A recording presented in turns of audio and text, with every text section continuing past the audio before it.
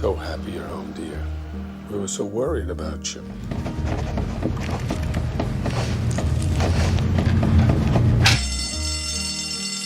Can I get anyone a drink? Eleanor shouldn't be drinking, but I'll have a G&T. You're all here because you have something in common. You have trouble connecting with others. I'm in this program. You'll make fantastic little workers. You'll be shadowing Dustin. You're Dustin. Dusty.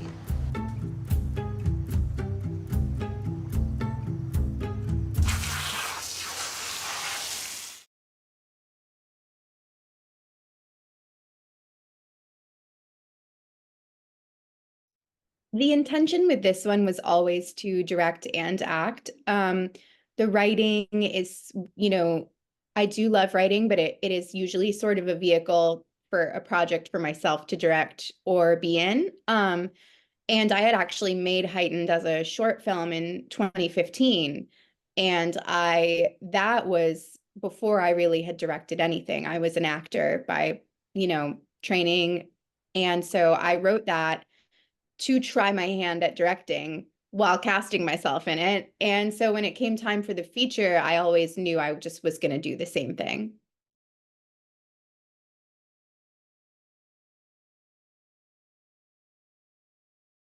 It's not autobiographical, but I have struggled with anxiety and OCD my whole life. Mine manifests differently than Nora's in some ways and the same in others. I have definitely struggled with misophonia, which is the issue, the sensitivity to noises. But I like to think of Nora as myself if I hadn't had supportive parents and gone into therapy when I was young. She could be a version of me if I had to put up all this protective armor.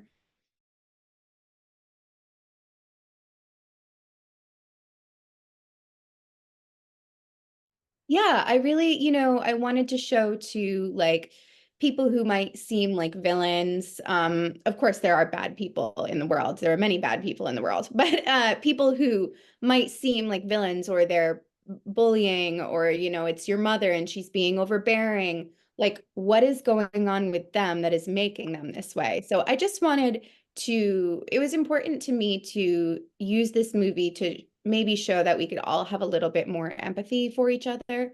And then for me, I I do think media in the last several years has gotten a lot better about portrayals of mental health. But when I was younger, I found everything was sort of the same.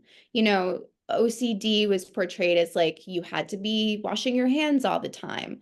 Um, I do wash my hands a lot, but I think a normal hygienic amount, right? That's not my compulsion. There are different manifestations of and living with anxiety or OCD or whatever you're living with is different person to person. So I just really wanted to explore that and show that, and also maybe bring the audience in on the actual visceral sensation of what a panic attack could feel like.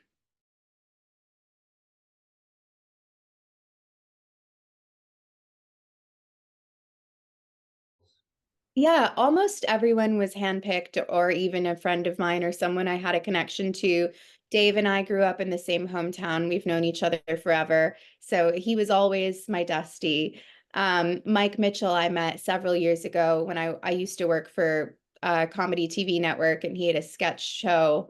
And so we met just that way. And I always thought it would be so fun to have him play against his type because he is so nice and so lovable.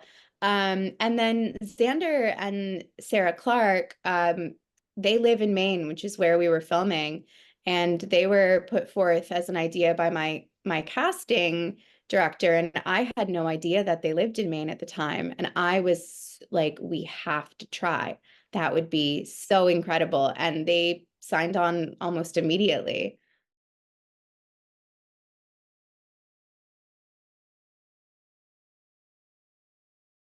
You know, that is kind of the part of Nora that's very within me. So, just I loved when we all were wearing masks during COVID because no one could see the faces I was making. I make faces, um, and I just love that side of Nora so much. That all to me, what's so fun about her too is these truly incredulous things are sort of always happening around her, and I just wanted to put, you know, the audience in there with her, like my wonderful actor who plays Jim, the group therapy leader, when he just writes his name so massive in chalk, and it's like, And why is screeches this as well. Oh, yeah. happening?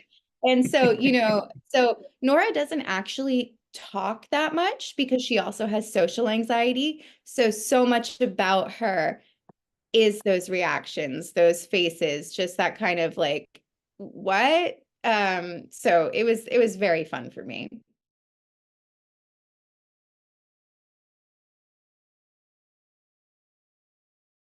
His delivery of that fine kills me. So what's really fun and interesting is those scenes, not the fine one, but the very first, the adjective, all that, are pretty much word for word from the short film. They worked so well in the short. They're probably the only scenes that are truly brought from the short into the feature and not really changed. The audience reaction to them years ago was just got such great laughs, and the way that Dave would deliver some of them. So those were just kind of like, I didn't have to do any work on those. Those were already there. And so much too comes from, Dave's delivery and his wonderful way that he plays this character.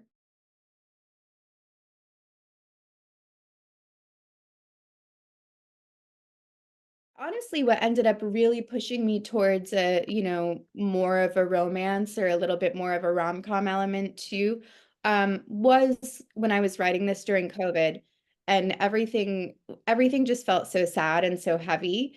Um, and I was like, I am a very cynical person actually, and I write a lot of dark stuff. And in that time, I found myself really leaning into the joy, and maybe a little bit at tiniest little bit of fluff, and a little just like, I was like, you know what, I think people are going to want to see them get together. And so that was very much a product of the times we were going through.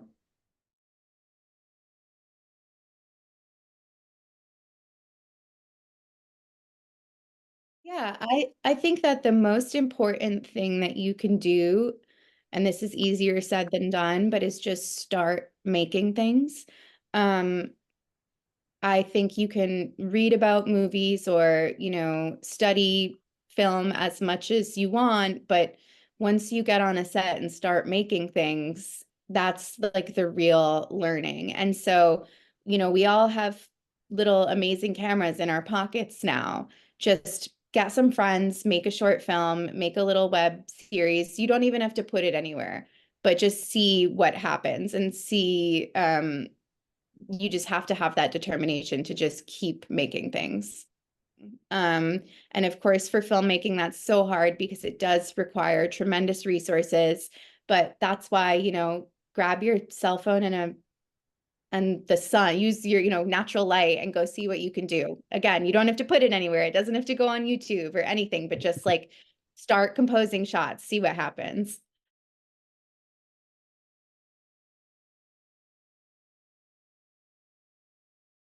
You are not alone. So many people around the globe have, the same struggles you do.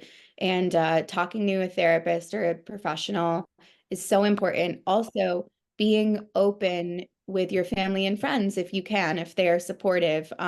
Just getting the weight off of your back, and you're not a burden to anybody if you need to share what's going on. Why would you want to do that? Something you love.